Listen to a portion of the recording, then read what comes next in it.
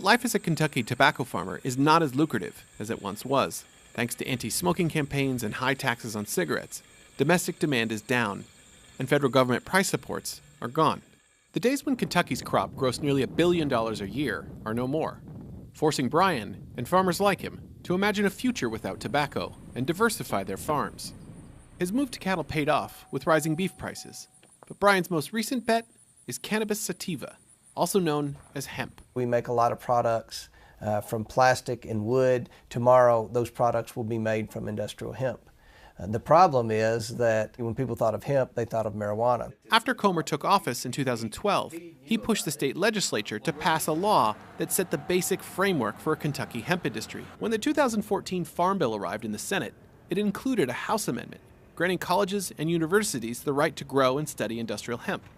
In the Senate version of the bill, Senator McConnell inserted a key measure extending the rights to state agriculture departments, clearing the way for states to license individual farmers to grow hemp. Brian Furnish was one of the first Kentucky farmers approved last year to grow hemp, but it wasn't that simple.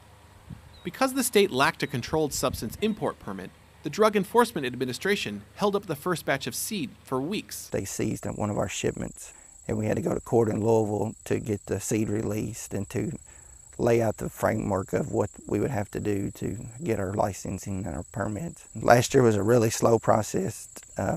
This season, it wasn't so bad. They only delayed us about maybe 10 days. Even with seeds in hand, Furnish was monitored from planting to harvest. Everything we do has to be reported.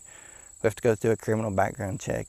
All of our fields have to be GPS when they're planted. Samples will be taken of every field to test for the THC levels. While Furnish and the state view this effort as a way to push farms into a post-tobacco future, the move to hemp is actually a return to a plant that once dominated the Kentucky landscape. But now, with Philippine and East Indian sources of hemp in the hands of the Japanese, American hemp must meet the needs of our Army and Navy, as well as of our industries.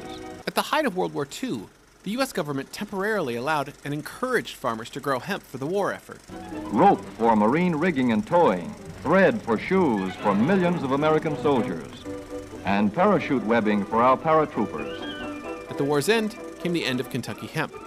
Despite the state's history with hemp, there are essentially no farmers remaining that have direct experience with the plant. Unlike the tobacco farming techniques that have been passed down through the generations, Kentucky farmers that are looking to experiment with hemp are mostly relying on the techniques developed in other countries. The uses of hemp at that period of history are very, very different than why we would grow hemp today. Following the passage of last year's Farm Bill, Professor David Williams helped launch the University of Kentucky's hemp research program. If you consider a plant that has 3 potential harvestable components, there aren't too many other crops that we're growing in Kentucky that can serve that role. A potential major industry for Kentucky, and a dozen or so other states looking at alternatives to tobacco,